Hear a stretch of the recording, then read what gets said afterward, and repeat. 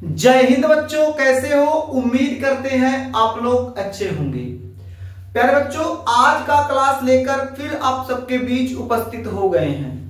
आज के क्लास में हम लोग अध्ययन करने वाले हैं सहायक नलिकाएं।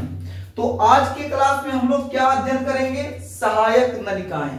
हेडिंग कर लीजिए, सहायक नलिकाएं।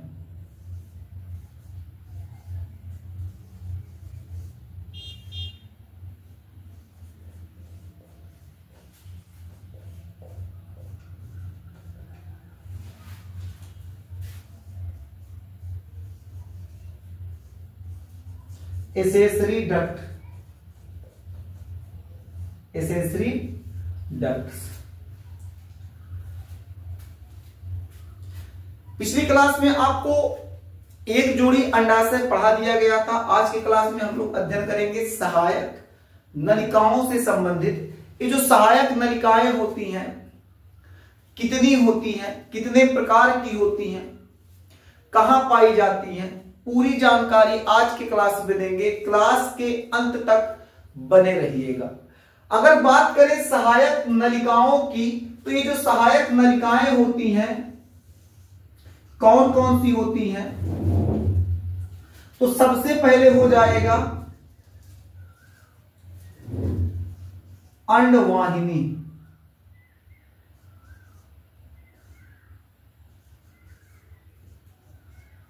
तो सबसे पहली सहायक नलिका क्या हो जाएगी?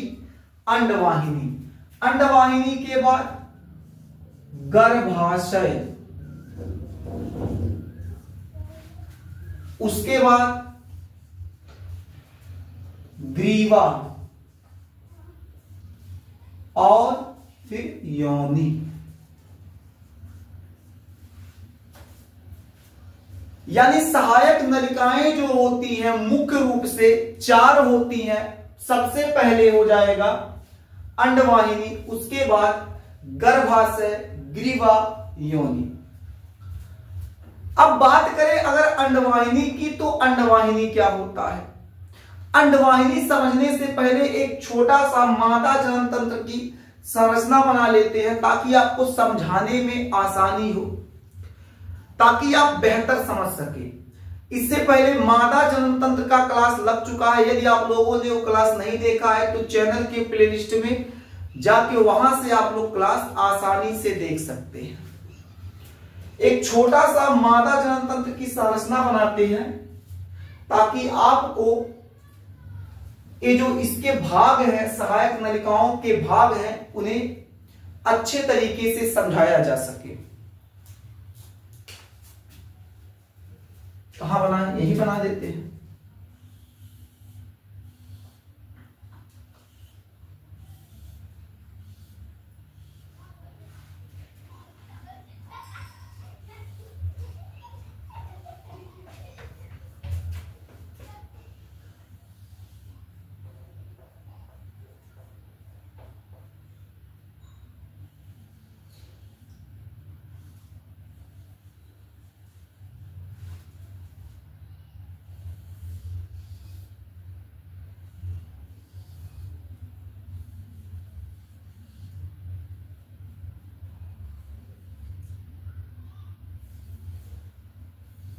ये संरचना केवल और केवल आपके समझने हेतु है। बाकी अगर आपको मादा जनन तंत्र की संरचना अच्छी तरीके से समझना है, तो उसके लिए आपको मादा जनन तंत्र का जो क्लास लग चुका है, उस क्लास को जाके आप देख लीजिए। वहां आपको मादा जनन तंत्र आपको अच्छी तरीके से पढ़ा दिया गया है। यहां केवल इन सब भागों को समझाने के लिए हम एक साधारण सा चित्र बना रहे हैं।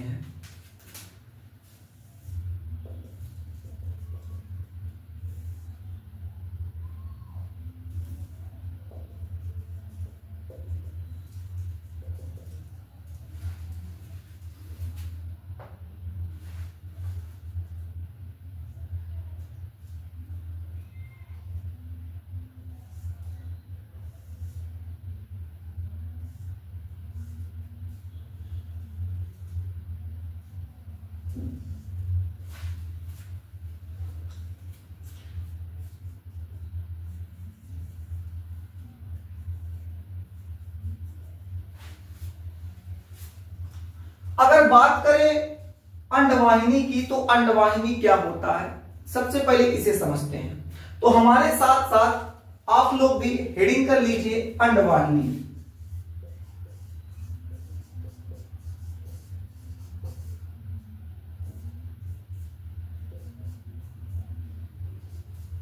अंडवाहिनी।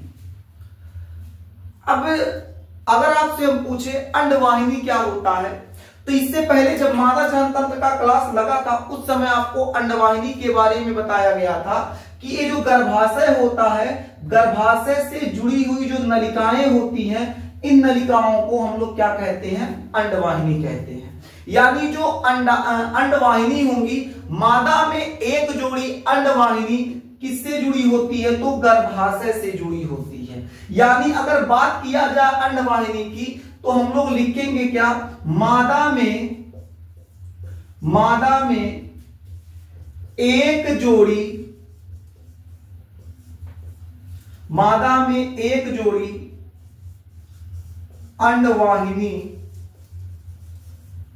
अंडवाहिनियां लिख लीजिए। मादा में एक जोड़ी अंडवाहिनियां गर्भाशय में खुलती हैं।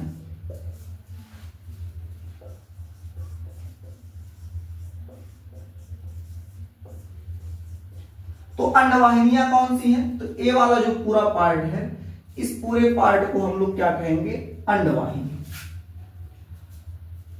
अंडवाहिनी में बाबू, इसी अंडवाहिनी में क्या होगा, विदलन की क्रिया होगी, इसी अंडवाहिनी में निषेचन की क्रिया होगी। अंडवाहिनी के भी कुछ भाग होते हैं, जैसे ये पूरी जो अंडवाहिनी है, इसके भी कुछ भाग होंगे।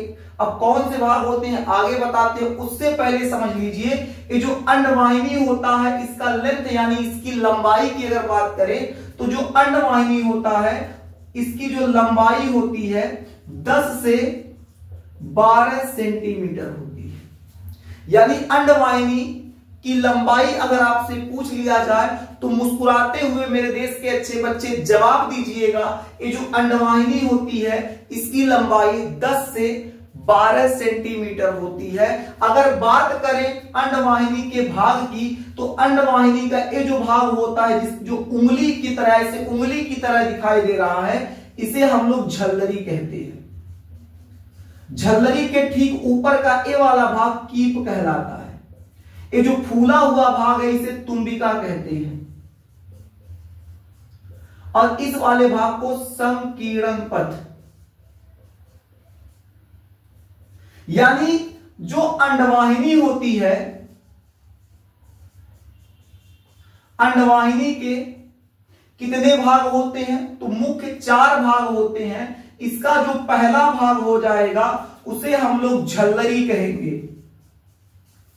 पहले भाग को क्या कहेंगे मेरे देश के अच्छे बच्चे, तो झल्लरी कहा जाएगा। इसके दूसरे भाग को हम लोग कीप कहेंगे। क्या कहेंगे, कीप कहेंगे।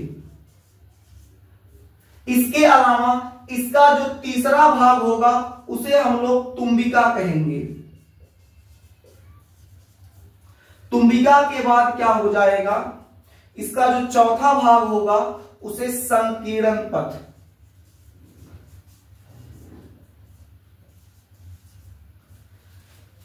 यानी जो एक जोड़ी अंडवाहिनी होती है, अंडवाहिनी के मुख्य रूप से 4 भाग होते हैं। इसके पहले भाग को झल्लरी कहते हैं। अब ये जो झल्लरी होता है, वो क्या होता है, झल्लरी उंगली नुमा संरचना होती है।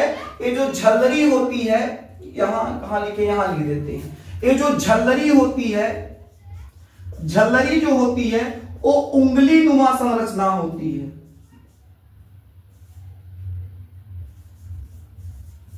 उंगली नुमा संरचना होती है, यानी उंगली की तरह ऐसे बनी होगी। झल्लरी का काम क्या होता है, ये जो अंडाशय है, अंडाशय में सेकेंडरी उसाइड बनता है। तो अंडाशय में जो सेकेंडरी उसाइड बनेगा, उसको ऐसे ऐसे करके बुलाएगा, आ आ आ आ आ, तो ऐसा आगे से पकड़ लेगा। यानी झल्लरी का काम क्या होता है, अंडाशय के अंदर सेकेंडरी उसाइड को कलेक्ट करना, बटोरना, इकट्ठा करना होता है। यानी जो झल्लरी होता है, वो अपने उंगली नुमा संरचना से जो सेकेंडरी उसाइड होता है,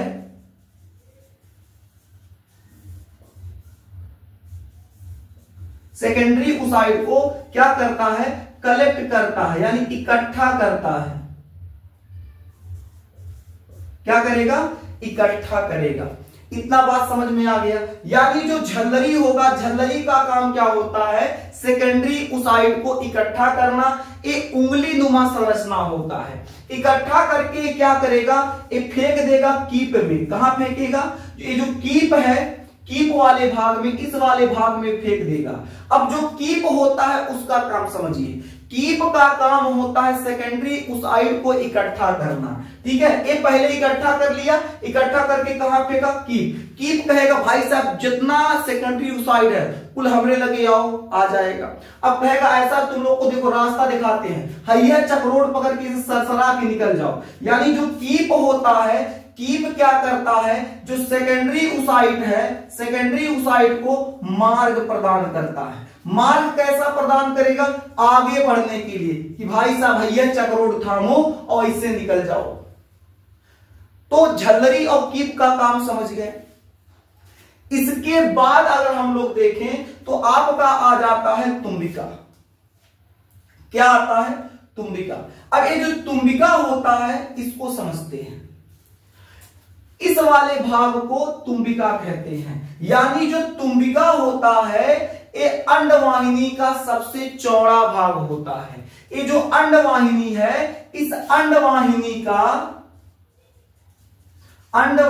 का सबसे चौड़ा भाग क्या होता है, तुम्बिका होता है। अगर इसके परिभाषा की बात करें तो परिभाषा निकल के क्या आएगा, परिभाषा ये होगा, अंडवाहिनी के सबसे चौड़े फैले भाग को हम लोग क्या कहते हैं, तुम्बिका कहते हैं। इस तुम्बिका वाले स्थान पर मेरे देश के नौजवान, यहां पर क्या होगा, सेकेंडरी ओसाइड इधर से आता है, उधर से शुक्राणु आता है, शुक्राणु और सेकेंडरी ओसाइड का क्या होगा, यहां मीटिंग होगा, मिलन होगा। उस मिलन को हम लोग एक नाम दिए हैं निषेचन। यानी निषेचन क्रिया कहां होती है, तो निषेचन की घटना बाबू कहां घटती है, तो तुम्बिका में। यानी तुम्बिका में क्या होगा, निषेचन क्रिया होगा, निषेचन क्रिया।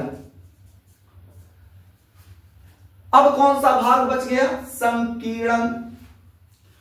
संकीर्ण यहां है लिखा, कहां समझाएं, यही समझा देते हैं। ये जो संकीर्ण होता है, संकीर्ण पथ होता है, इसमें थोड़ा सा समझते हैं। संकीर्ण पथ जो होता है अंडवाहिनी का अंतिम भाग होता है जो गर्भाशय में खुलता है। यानी संकीर्ण पथ जो होता है अंडवाहिनी का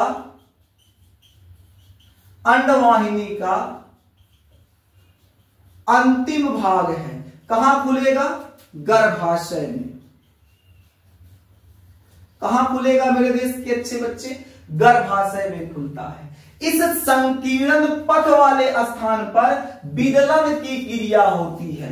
अगर आपसे पूछ लिया जाए विदलन की घटना कहां घटित होती है या विदलन क्रिया कहां होती है, तो आप मुस्कुरा के जवाब दीजिएगा संकीर्ण पथ पर। तो संकीर्ण पथ पर कौन सी घटना होती है, कौन सी क्रिया होती है, तो विदलन। क्या होती है, विदलन। यानी अभी तक हम लोगों ने अंडवाहिनी को अच्छी तरीके से पढ़ लिया। अब आप लोगों को अगर समझ में आ गया है तो मेरे देश के अच्छे बच्चे इस पूरी, ये जो पूरा आपको पढ़ाया गया है इसे आप लोग क्या कीजिए, नोट कर दीजिए। उसके बाद फिर आप लोगों को गर्भाशय पढ़ा दिया जाए। सबसे पहले आप इसे नोट कर लीजिए।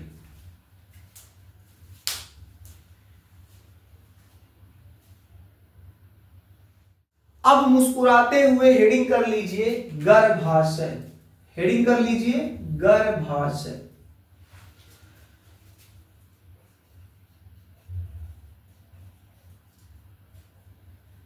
अगर आपसे पूछ लिया जाए गर्भाशय क्या होता है तो आपका जवाब क्या होना चाहिए, सबसे पहले इसे सुनिए। ये जो गर्भाशय होता है, गर्भाशय में अंडवाहिनी यहीं आके खुलता है। गर्भाशय जो होता है उल्टे नाशपाती के आकार का होता है। यानी अगर गर्भाशय की परिभाषा की बात किया जाए तो परिभाषा यहीं से तैयार होगा। मादा में अंडवाहिनी जिस स्थान पर खुलता है वो उल्टे नासपाती के आकार की संरचना होती है, जिसे गर्भाशय कहते हैं। यानी हम लोग कह सकते हैं अंडवाहिनी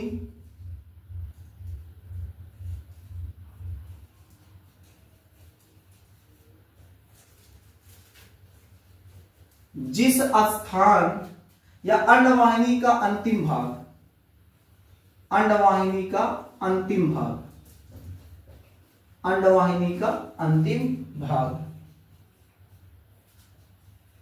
जिस स्थान पर खुलता है, अंडवाहिनी का अंतिम भाग जिस स्थान पर खुलता है वह उल्टे नासपाती के आकार का होता है। वह उल्टे नासपाती के आकार का होता है। उल्टे नासपाती के आकार का होता है, जिसे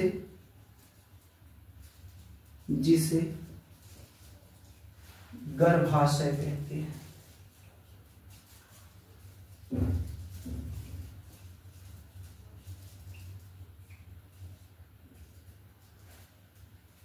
तो गर्भाशय क्या हो जाएगा? ये वाला भाग गर्भाशय हो जाएगा। ये पूरा जो खाली भाग है, ये थोड़ा एक्स्ट्रा लिखा गया है, ये पूरा भाग गर्भाशय हो जाएगा। गर्भाशय में भ्रूण जो होता है उसका निर्माण होता है, यानी जो बच्चा होता है 9 माह तक गर्भाशय में ही इसका पालन पोषण होता है। जब तक बच्चा गर्भाशय में रहता है तो उस अवस्था को बच्चा ना कह के हम लोग भ्रूण कहेंगे। यानी भ्रूण का विकास कहां होता है? भ्रूण का विकास कहां होता है? भ्रूण का विकास गर्भाशय में होगा। भ्रूण का विकास मेरे देश के अच्छे बच्चे कहां होता है? तो भ्रूण का विकास गर्भाशय में होता है।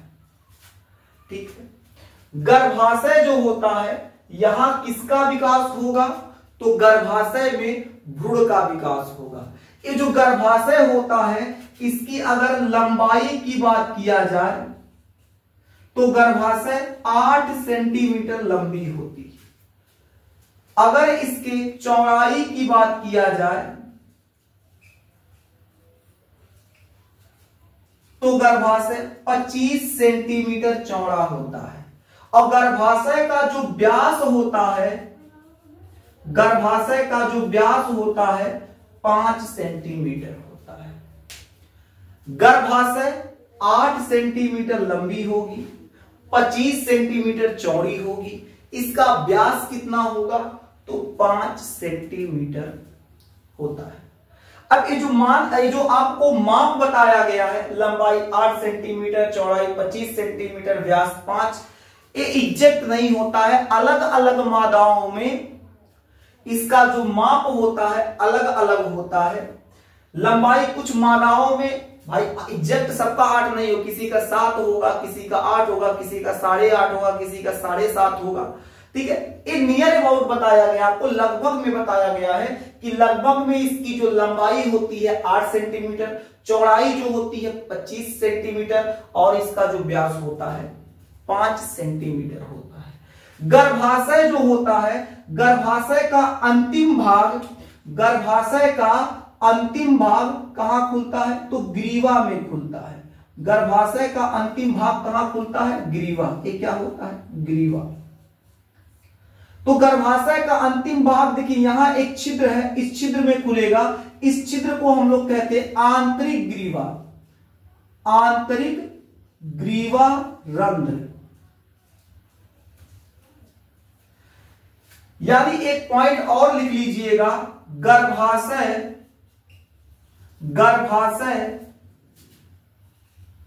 का निचला हिस्सा, गर्भाशय का निचला भाग या हिस्सा कहां खुलता है?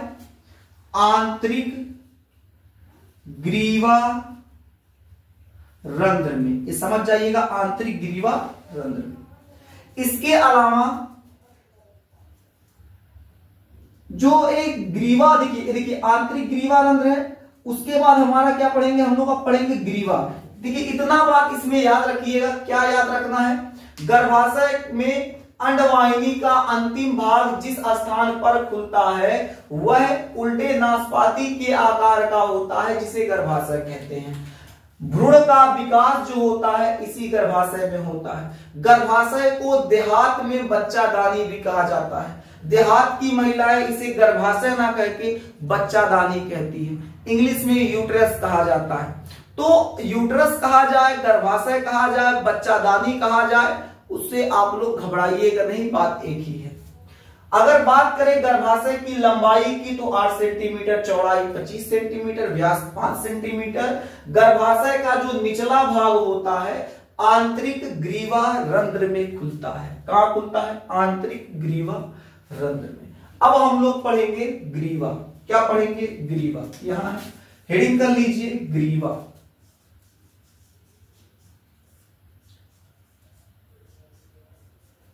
क्या पढ़ेंगे?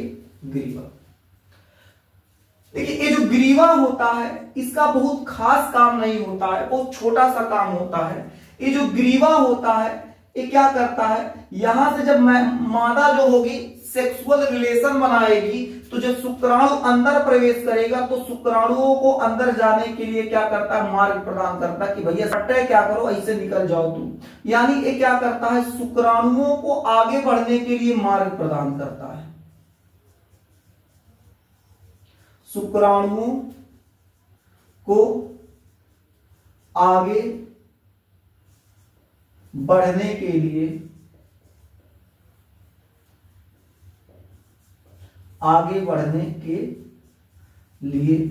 क्या करता है, मार्ग प्रदान करता है। गर्भाशय के तरफ जो ग्रीवा का छिद्र होगा उसे आंतरिक ग्रीवा छिद्र कहेंगे या रंध्र कहेंगे, और योनि के तरफ जो रंध्र पाया जाएगा उसे बाह्य ग्रीवा रंध्र, यही लिख देते हैं। इसे हम लोग क्या कहेंगे, बाह्य ग्रीवा रंध्र। ग्रीवा का एक और काम होता है, जब कोई मादा जो होती है गर्भ से होती है और जब प्रसव का समय आता है यानी जब डिलीवरी का टाइम आता है तो ये ग्रीवा अपने आप को क्या करता है, फैला लेता है। यानी ग्रीवा जो होगा वो फैल जाएगा, जिससे क्या होगा, प्रसव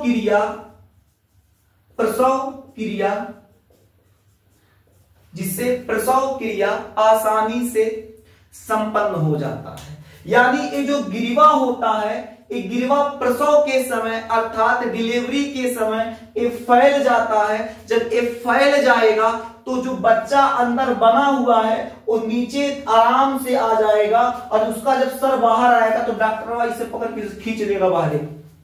तो यानी कि जो ग्रीवा होता है वो क्या करता है, बच्चे को जन्म देने के लिए, बच्चे को बाहर आने के लिए क्या करता है, एक अपने आप को थोड़ा सा फैला लेता है, जिससे जो छोटुआ अंदर बना हुआ है वो धीरे से उसका सर बाहर आ जाए और डॉक्टर इसे पकड़ के इसे खींच ले।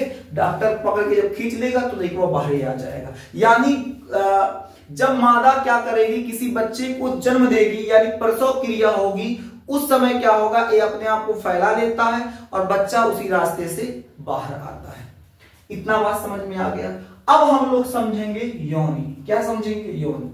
देखिए योनि तो हम लोग आज की क्लास में नहीं समझेंगे क्योंकि क्लास लंबा हो जाएगा। इस वजह से आज के क्लास में केवल और केवल आपको अंडवाहिनी, गर्भाशय, ग्रीवा ही पढ़ाया जाएगा। अगले क्लास में आपको योनि पढ़ाया जाएगा। तो आज का क्लास बस यहीं तक, फिर मिलेंगे आपसे अगले क्लास में। तब तक के लिए जय हिंद।